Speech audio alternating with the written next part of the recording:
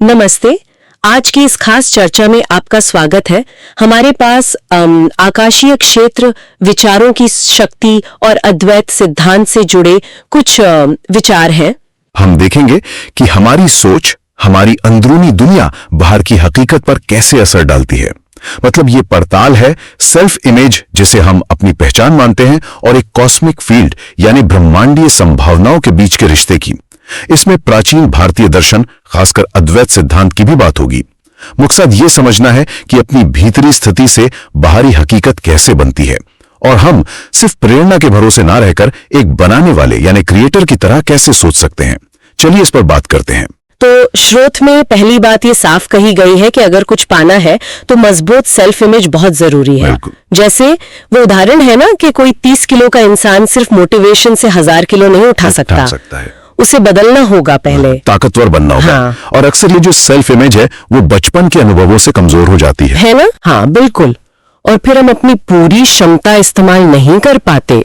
तो यहीं पर वो कॉस्मिक फील्ड वाली बात आती है। हाँ, और यहीं पर ये कॉस्मिक फील्ड या ब्रह्मांडीय क्षेत्र का आइडिया दिलचस्प हो जाता है। स्रोत कहता है कि ये अनंत संभावनाओं से भरा है।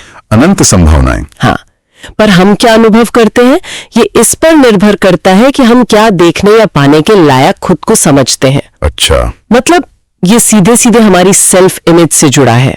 तो ये फील्ड तो संभावनाओं से भरा है, पर उसे अनुभव करने के लिए हमारी अपनी काबिलियत, या यूं कहें कि सेल्फ इमेज, वो आड़े आ जाती है। बिल्कुल, स्रोत यही इशारा करता है। आप देखें, जो चीजें कोई चाहता है, घर, गाड़ी, अच्छी सेहत, हाँ, वो सब दूसरों के पास पहले से मौजूद है। ये दिखाता है कि चीजें मुमकिन तो है। सही बात है। तो कमी संभावनाओं में नहीं, बल्कि शायद हमारे खुद को उनके योग्य समझने में है। तो फिर रास्ता क्या है?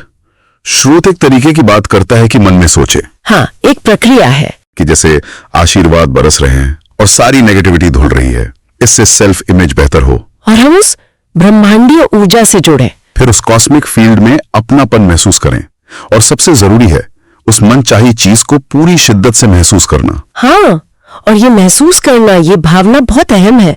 स्रोत कहता है कि सिर्फ गोलमोल इच्छाएं जैसे खुशी चाहिए या अच्छी जिंदगी, वो काफी नहीं। अच्छा, तो स्पेसिफिक होना पड़ेगा। बिल्कुल, खास लक्ष्य तय करें, जैसे अच्छी सेहत या बिजनेस में कामयाबी, और उसकी पूरी तफसील और उससे जुड़ी गहरी भावनाओं के साथ कल्पना करें। ये सिर्फ सोचने से आगे जाने वाली बात हुई फिर तो। हाँ, ये क्वांटम फिजिक्स के ऑब्जर्वर इफेक्ट जैसा है, जहां देखने वाला नतीजों पर असर डालता है। यहाँ आपकी केंद्रित भावना उस संभावना को हकीकत बनाने में मदद करती है, और ये हमारे दिमाग के एक हिस्से, वो रेटिकुलर एक्टिवेटिंग सिस्टम, RAS, हाँ, RAS को प्रोग्राम करने जैसा है। ये सिस्टम हमें वो ही दिखाता है जिस पर हमारा ध्यान होता है। तो ये सोचना नहीं, बल्कि उस भावना में जीना है। इसके बाद स्रोत अद्वैत सिद्धांत की बात करता है। ये वो प्राचीन भारतीय दर्शन है, हाँ, जो मानता है कि सब कुछ मूल रूप से एक ही ऊर्जा है। तो ब्रह्मांडीय ऊर्जा ही हर चीज का कच्चा माल, मतलब रॉ मटेरियल है। बिल्कुल, और इस ऊर्जा के कुछ गुण बताए गए हैं। एक, ये लगातार फैल रही है। फैल रही है मतलब? इसका सीधा मतलब है कि असल में कोई मुकाबला या कमी है ही नहीं, क्योंकि स्रोत अनंत है। अच्छा, ये तो बड़ी बात है। हाँ। 2, ये हमेशा बदलती रहती है, स्थिर नहीं है। 3, ये दिखती नहीं है। और 4, ये इंसान के इरादे, उसके हुक्म को मानती है। हुक्म को मानती है, पर फौरन नहीं। फौरन नहीं, बल्कि सही रास्तों और सिंक्रोनिसिटी, यानी सही समय पर सही चीजों का होना, उसके जरिए। और ये सब केंद्रित भावना और कल्पना से शुरू होता है। इसमें भगवत गीता का भी जिक्र है ना? कहते हैं वो संभावना के तौर पर पहले से मौजूद हो सकता है। एक और बड़ा आइडिया है प्रकृति से कृति तक का सफर। स्रोत कहता है कि हम इंसान, पुरुष यानी बनाने वाला, क्रिएटर हैं। सही। और हमारा काम है प्रकृति यानी वही ब्रह्मांडीय ऊर्जा या रॉ मटेरियल को कृति यानी असलियत, रचना या परिणाम में बदलना। बिल्कुल सही।